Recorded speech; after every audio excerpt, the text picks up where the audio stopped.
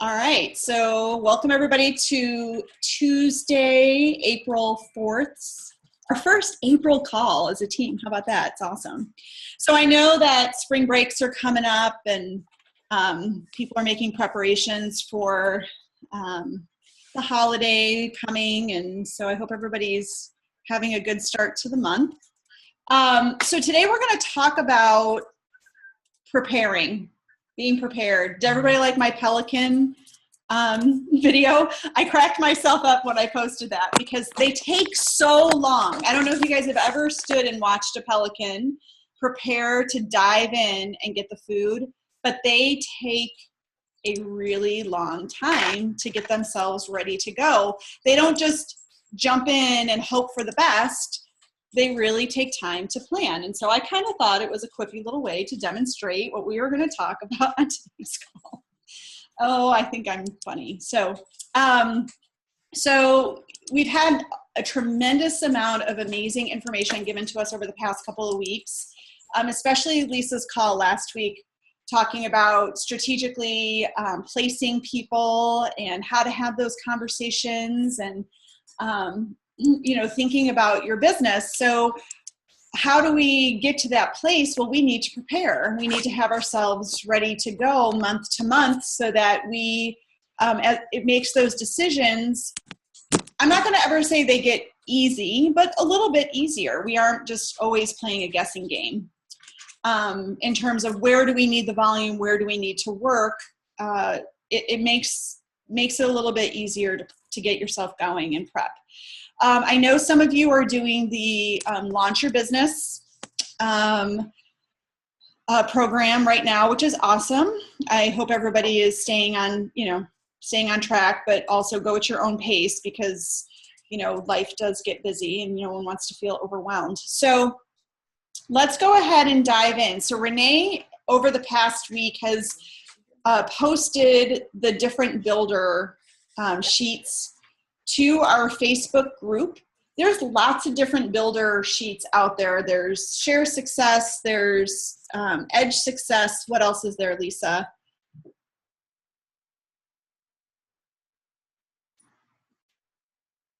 Sorry, I was on mute. That's okay. No, there's some separate team ones. Yeah, so there's a lot of different ones out there. So we're going to go over the ones that we think will be best for everybody to use. So let me go ahead and just give me a second so I can pull it up. I'm only going to go through Elite and Premier because essentially Premier and Silver become the same thing other than the fact that you're going to be looking at multiple legs with Silver, whereas Premier you're only looking at 2 legs. So we're going to start with the Elite Builder worksheet. So let me pull this up. Okay. All right. So again, this is on our Facebook group if you don't have this. And it looks similar. Again, I've seen some other ones and it looks very similar. It's very similar content. So it shouldn't feel out of whack if there's something else that you've been using. So Lisa talked about looking at your organization and knowing where you need volume and how to place people. She talked about strategically finding builders, and then from this place is where we want to look at where we need to take action, where we need to be having classes, where we need to talk to people about LRP, and where we need to be placing people. If we're in an elite space, you may not have active builders and or sharers yet. You may be doing a lot of the work in the beginning. So just know that as we go through this, you might be falling into different categories. So I'm going to try to get through these 2 sheets and then take questions. Hopefully that will work out for you guys. So you should start, I would say, the last week of any month looking at the number of classes that you need to be holding. Actually, I would back it up and I would say probably around the 15th of each month, you should be planning your classes for the following month. And here's why, because sometimes it takes time to get them set up and locked in place.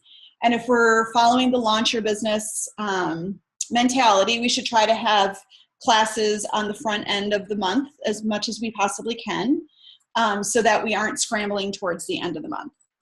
So a good way to do this is to add up all your scheduled LRP and your team, log in, you know how to look at this, and that will give you kind of what your starting point is. You'll have a general idea with maybe 100 to 200 PV variants of where you're going to be that month, just based on your LRP. And then you're going to figure out how much volume you need to fill in that month to get you to elite. And then they suggest dividing the box by 500 because that's an average PV per enrollment class. I would say that's pretty accurate. I would say most classes yield around 500 PV, like a class, not a one-on-one, but like a class. And I apologize about my dog. Cookie. So then you'll go through step number 2. Who's going to host classes for you? What builders do you have doing work? This is where your upline, downline, crossline, all that communication really is critical, because as an upline to someone, you need to know what their plans are that month so that you can mentally say, okay, they are going to hopefully bring in, 300 to 500 PV. So then you can start continuing to grow your business in the direction to hit your goal. You'll then go down and schedule the number of classes, right? So, this is a guideline. Again, everything on here is going to be guidelines. And ultimately, if someone says that they can have a class at the end of the month, you don't turn them down, right? You know that that's going to happen, but you try to get stuff consistently flowing throughout the month, so that we aren't having a massive scramble towards the end of the month. Then you talk about, you fill in, like, here are my dates, here's who's hosting, here's who's going to be presenting. These might be your personal classes, they might be one-on-ones, they might be a sharer who's hosting a class for you, they might be a builder who's doing the class. Fill it all in so that you know what you have going on. And then again, we've talked about incentives. We've talked about sampling. What can you do to help your builders and or sharers be incentivized to motivate them to reach their goals, host the class, get maximize your opportunity with them. And then any other notes that you need to plug in down here. These things, here's what I like to do, and I actually just was having this conversation, and I think it's timely, is some months you might have, let's look at April. It's spring break, Easter. So that's going to kind of throw a little bit of a wrench, just a little bit, I think, into our plans for having classes towards the front of the month. I might be mistaken, but a lot of times spring break people take off and it's hard to lock things down. But what can you do in the meantime, right? So make notes like that down here so you understand like why you're scheduling the way you're scheduling, maybe what your numbers are going to look like because of a holiday, because of your travel schedule, maybe you have a life event happening. Make all those notes so that when you meet with your mentor, your upline, or whoever it is that's coaching you and helping you through all this, you have like a real agenda, and then they can understand how they might be able to help you. Because they could say, well, hey, I'm having this class at this time earlier in the month, and you might be able to invite people into that class, right? So this communication is critical. So this is going to be your plan. All right, so that's for Elite. And now I'm going to pull up,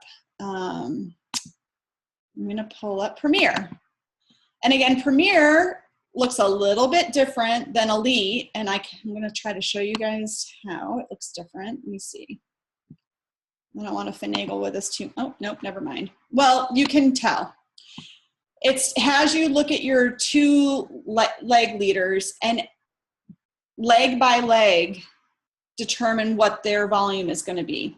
So Lisa talked about this last week, and this is a conversation that we should all be having with our people that we're mentoring or that you are being mentored by, but we should all be building to Premier in the beginning. okay? Because Premier is going to then set you up for the next level, which is silver, right? But it's easier in the beginning to work 2 legs versus getting overwhelmed and trying to grow 3 simultaneously. So you'll have your 2 leg leaders. You're going to do your volume expectations, just like you did for Elite, but you're going to be doing them per leg. And then your extra volume. So we all know that we end up with people randomly on our front line because we either didn't move them or we thought they were going to be a builder or they were going to be a sharer, and then they end up not doing that. And sometimes we have legs that are starting but aren't necessarily moving towards any rank. That could be like a very casual sharer. So you want to then add up all your volume. And so these 2 legs would both need to get to 2,000. And your extra volume needs to get you to 5,000, right? So you need 2 legs at executive and 5,000 overall PV. Dogs. Shh. Gosh. All right. And then you would go through a very same exercise that you did for Elite, but now you're breaking it up by leg. Okay? So this is what's happening underneath builder number 1. Hopefully these are that builder owning their business and having their own classes. Same thing with leg number 2, and then what you're doing and where you're going to put that extra activity, and then how you're going to help build in your blanks in these 2 legs, your incentives that you're going to give to those builders to help them out, and then what you're going to try to do to move some volume into that leg as well. So I'm going to stop here, because this might seem like a lot, or for those of you who have been doing this, it might seem pretty simplistic. But I want to hear if you guys have any questions for Lisa and or I on this topic.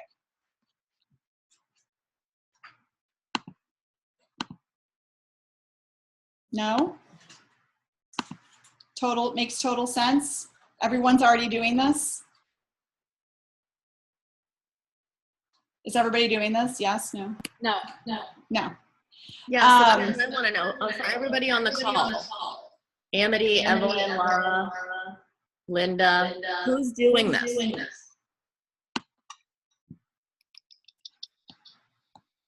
Who's not doing this? You can keep yourself on mute. Yeah. Okay, so do you guys see the benefit of doing it? And I think that one of these, like for these topics, it's easier to open it up where we're actually having dialogue and talking through things. So let's say everyone that's the call, I didn't hear anybody say they do it. Marcia, did anybody say that they were doing it? Well, no. Okay, so how do you guys track your volume? Tell me, how do you guys track your volume? Yeah, do you have a different system?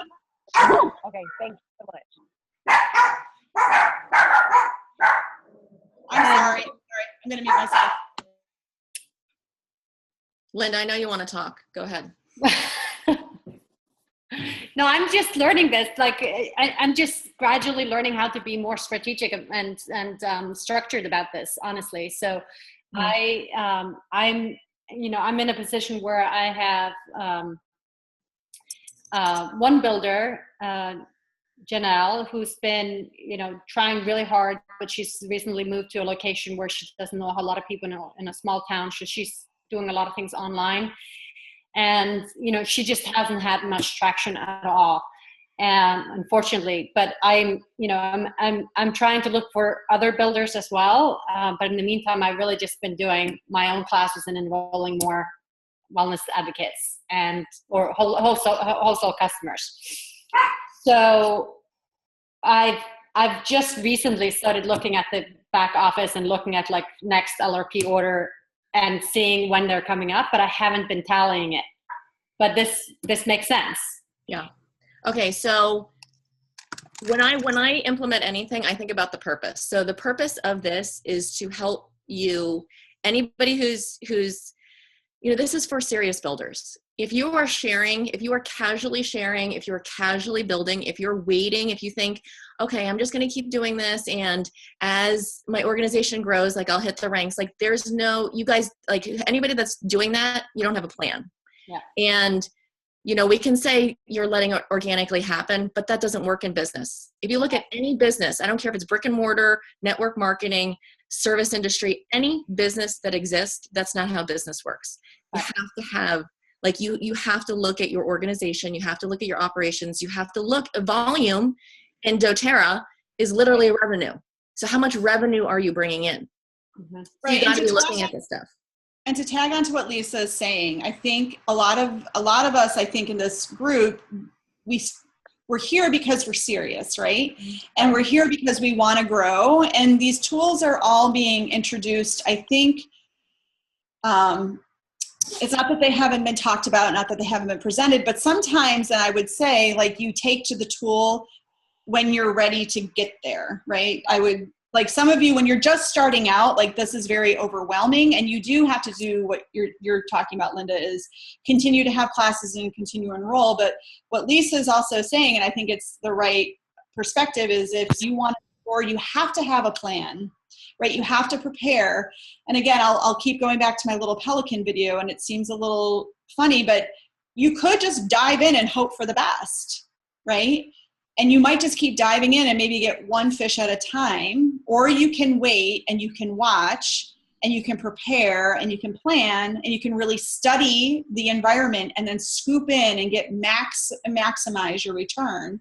And I think if we don't know where we're going and we don't know where we're trying to fill holes and we're just kind of onesie twosie things, then that's when that kind of, yes, you're doing it organically, but you actually have, you know how you're getting there. It's like like you can liken it to anything in life. You can't get to the top of the mountain without planning the hike and the trek. You can't do the handstands without doing the prep work. So I think it's fair that, you know, and I'll just speak from my own history with doTERRA and with working with Lisa and Renee.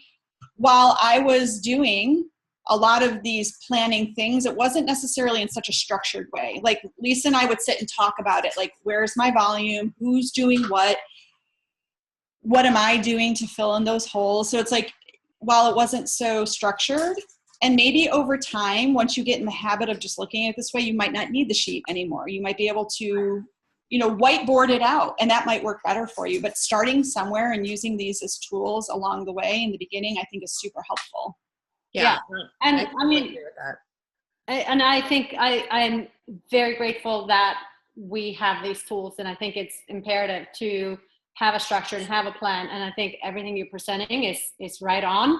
So it's one of these, like, it's not you, it's me. And so, I mean, I feel like you're doing the right things with leading us and giving us these tools. And I need that swift kick in the butt of, like, okay, you gotta get serious. But so it's just my mindset of, like, making the shift to treating this more like my primary business. Yeah, and if business is still my primary business, which is my health coaching. Yeah, and if these worksheets weren't introduced, you weren't introduced to them previously, like, there's always a starting point. It doesn't matter when it is, right? Yeah. So the purpose of this, what I want to get back to is the purpose of this is to be able to track your volume. So your volume is revenue. Right. In doTERRA, there's 3 ways to bring volume in, okay? 1 is new enrollments. You guys know that. You're out there enrolling, right? 2 is to your base volume. So base volume is people processing orders. So recurring, like current customers continuing to purchase. So that's what you're looking in your back office for. And to calculate your base volume, what I do is I look at my previous month. So for this month, I'll look at March and I'll see what that is. And that's kind of like my benchmark, but look at variables that change. So last month there was a 200 PV promotion all month. This month, it's only till the 15th. So, and you know, how many people who processed at 200 PV last month are going to again process at 200 PV this month? Not as many, right? So I'm expecting my base volume to be lower than it was last month. And so then I can calculate my gap. And that gap is where my base volume is going to be to where my rank, what I need my volume to be for my rank. And then I can fill that in with new enrollments reoccurring orders, because I can do my own promotion to my customers, right? I can do like 100 PV promotion or 150 PV promotion. And then also the incentive on that worksheet will help you. So, you're doing enrollments. Well, giving incentives can help. Let's say somebody's going to enroll with a 100 PV order, or like a family essentials kit. If you do your own promotion, maybe that you can get that maybe 50 more PV out of that new enrollment. So then you can use, you're increasing what your new enrollment volume is going to be per person. So so you figure out your gap by looking at your current organization, looking at last month, projecting this month, and it's always a guess. I'm always, to some extent, I'm going to be like, there's like a 30% variable, I'd say, on accuracy. But I can calculate my gap, and then I always go lower on numbers. So I provide this like safety net. If I'm really strict and I think I only need 500, but in the end I needed 700, I'm going to be 200 short. So I'll go be conservative on my numbers. And then that will allow you to hit rank. So the purpose of all of this is to help you guys hit ranks. So like Marsha said, everyone who's on this call is absolutely a serious builder. That's how I would categorize everybody. And what we're introducing you to are tools that we use or that exist that will help you guys to achieve that.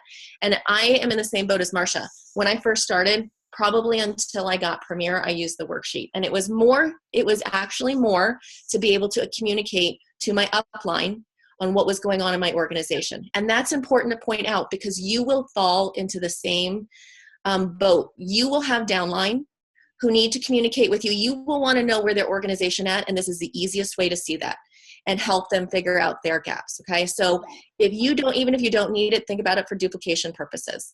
And then after Premier, I was using a whiteboard, and I was able to, I was very confident in projecting my volume, knowing what my gaps were, and knowing where that volume, the volume I needed to fill in the gaps was coming from.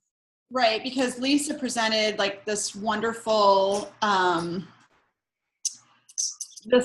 ideal world about structure and everything last week. And again, that was ideal the way she laid it out. And my gosh, I was listening to it going, wow, that would be so awesome if it always worked this way.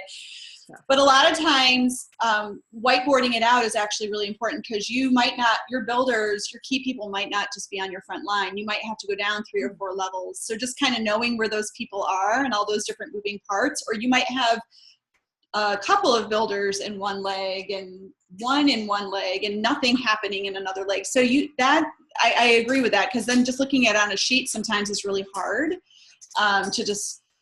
because it's not always as easy as leg 1, leg 2, leg 3. Sometimes it's some things are going on under this leg. And it changes too. Yeah, changes.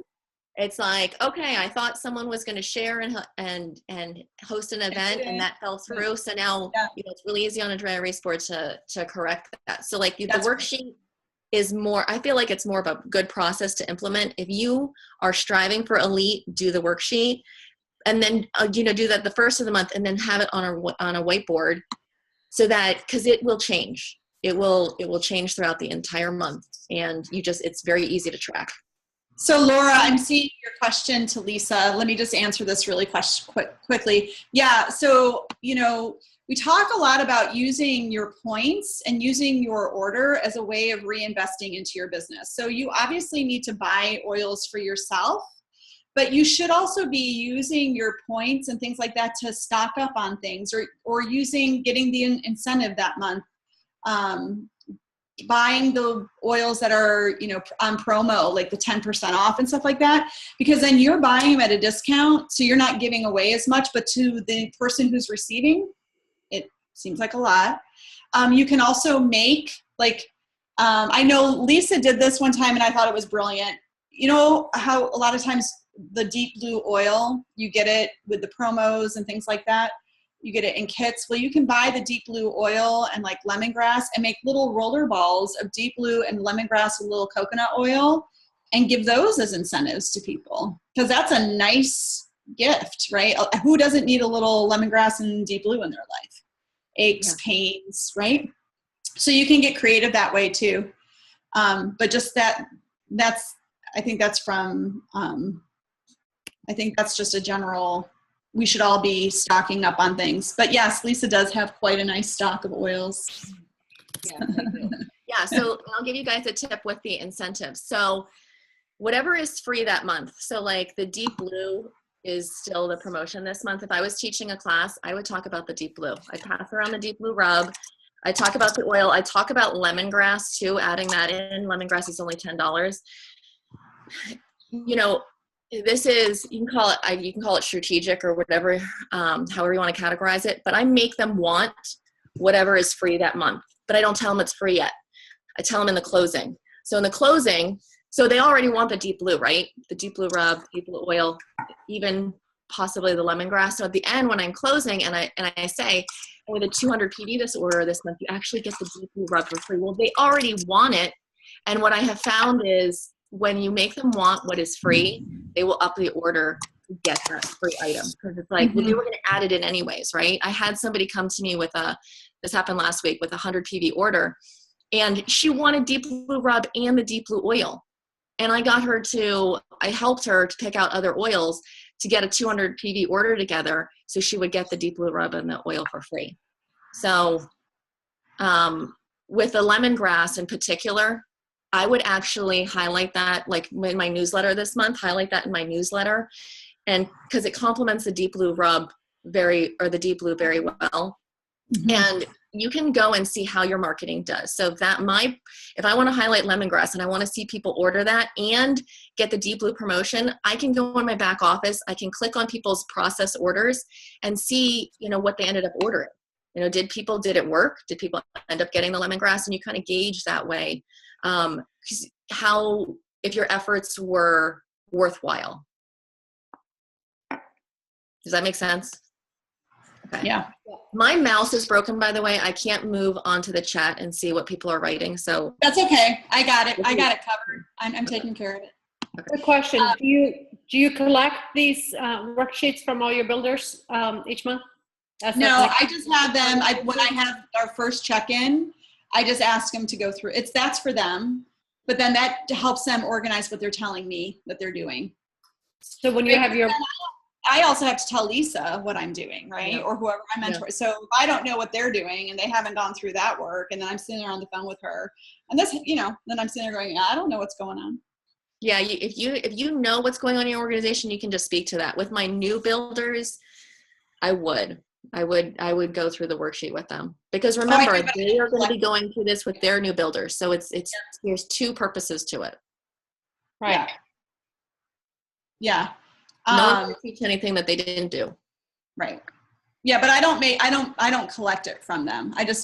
We go over it together. And then sometimes they just send me, I have a couple of instances this week where we're unable to do our 101. So I just asked them to please send me an email summary of what they have going on. And then we'll talk about it, just so I know what's happening. There's gotta be, you've heard this come up a lot with this, we're all accountable to each other, and we all have, in order for your upline to be able to really support and help you and maximize it, we just need to know what's going on, right?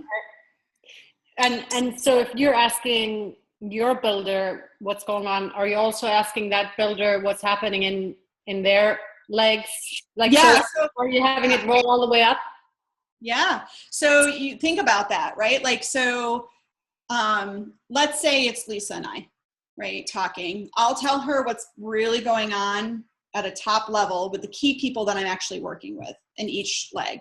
I'm not going to go through every single person, because they might not have anything going on that month, or they might not really be contributing in any way, right? So that's what I'm saying. Maybe I have a frontline builder who actually isn't doing anything for whatever reason, but there's 2 or 3 people below that person that are. I'll talk about those people, not about the top person. You see what I'm saying? But that will be considered one of my legs. And I'll say, under this leg, this is what these people are doing. And then I might have another leg where my top line builder is actually doing something, but she doesn't have anybody underneath her doing something, but she's maybe moving towards elite, or maybe she is moving towards premier, but she only has sharers and she's kind of managing those legs right now. Does that make sense? So I think it varies case to case, but I probably won't talk to Lisa about somebody like 20 million feet down, because I may not even know what's going on with them, but somewhere along the way, someone does. Okay. Right. So how deep down do you have direct contact? Well, with my consumers, all the way, but only really, like I have a builder on my 5th line. So I work with that builder because I'm the one who enrolled that person when she decided to start doing the business. I'm her person, right? And there's no one above her doing the business. So that's going to be the person. And then I have somebody on my 2nd line who I work with, and I have somebody on a 3rd line that I work with. So I think it just depends, right, Lisa? Would you say like you have? It depends on where you place them, because if they're enrolled to you, it depends. Like if I put a builder on my 4th line as a backup, I'm still going to be their primary support because they're, you know, I'm using them as a backup. If it's somebody that I've positioned somewhere that I eventually want to hand off to my builder that I place under, I'm gonna coordinate that relationship and facilitate that. But mine basically are the first, I want to say my first 2 levels, but it totally varies. Because in Marsha's, I just talked to Marsha, you know, like she handles her organization. So, you know, I only talk to Marsha and her entire leg. So it just depends. Right. Yeah, I think it's going to be very situational for sure. Yeah, so that was good. Does anybody have any other questions? I don't want to keep us unless we have to. I got to say, I love these calls. I love how they've evolved and how the topics are flowing one into the other. And I even love really tremendously, and I'm sure this is by design, and I'm sure Renee and Lisa are super brilliant in how they coordinated it, but that the gal who spoke on Thursday was just really awesome. And I would say to you guys, I have a couple of things that I just want to share that really stood out to me that she said. When she talked about being grateful to the person who got you started on doTERRA and really thanking them, like I thought that was super powerful. And I also thought it was super powerful when she said, but she owned it as her business. Like this is, and I'm going to take responsibility for it. I think that's really, that just sang to my heart. And then I also want to say, I completely felt her when she was talking about when she first got started and she was like, back off, I don't want to do the business. Lisa and Renee can tell you that I was like, stop talking to me about it because it brought up a little bit of a reaction. I wasn't ready. But don't ever give up on those people. Just don't ever give up on those people. Love them anyway. I think that keeps coming up over and over again. And give them time to grow and keep them interested. Just don't let your customers go. And just because you got a hard no in the beginning doesn't mean that their mind isn't going to change. Because mine certainly did. And it really wasn't because Renee and Lisa did anything. I'll be honest with you guys. Like they kept me involved and they talked to me, but it was really because I found it for myself. Like I woke up one day and again, you could ask both of them. All of a sudden I was like, how do I do this business? And I was like a bat out of hell and I wanted to do it and I did it. So just don't give up on your people ever. Yeah. Yeah, the call was recorded, Linda. You can watch it. It's okay. The guest speaker from Thursday. It's delightful. Great. Yeah. Yeah. Okay. So work with your mentor on your worksheets. Decide, how it's going to work best for you and your person to communicate here. And you guys go have an awesome day. And hopefully, for those of you who are local, don't forget we've got our team event on Friday. Hopefully you'll come. Oh, wait, what is that again? We're just having a team get together. It's just really meant to bring us together and have a good time. Lisa and I are going to recognize some people across the team globally, like our bigger team. There's going to be a fun game that we're pulling together. Everyone's making a dish using the oils. And then it's really just celebration. We'll probably give a little bit of a little like 10, 15-minute talk about something, but it's not going to be a class and it's not going to be anything. We just want everybody to come together and have a good time. And it's at my house on Friday night. So What time? 7. Okay. Yeah. Yeah. Try to anybody come. can come, please come. It'll Yeah. be a lot of fun. Yeah, And we're gonna. getting together as a team, I mean, you guys experience this, right? I mean, the team call is awesome. You get to see each other's faces and you hear people talking about their business, and what does it do? It makes you want to be doing more. When we're around each other, that energy is contagious. And like, I get to talk to Marsha all the time. I get to talk to Renee a lot. Like it totally builds that energy in you. So come out and have some fun. It'll be great. And Lisa will just have gotten back from seeing Oprah and Tony Robbins, so she might have lots of like, woo, crazy stuff to tell us. Wow. Yeah. Win an oil, and you're gonna win an oil. And just kidding. Yeah, you guys can just touch me and get some of that Oprah energy. Yeah. All right, guys, have a great day. Love you all. Go rock your businesses. Go rock your life, and be magical. We'll talk to you guys soon. Okay, thanks, Marsha. Thank Bye. you. Bye.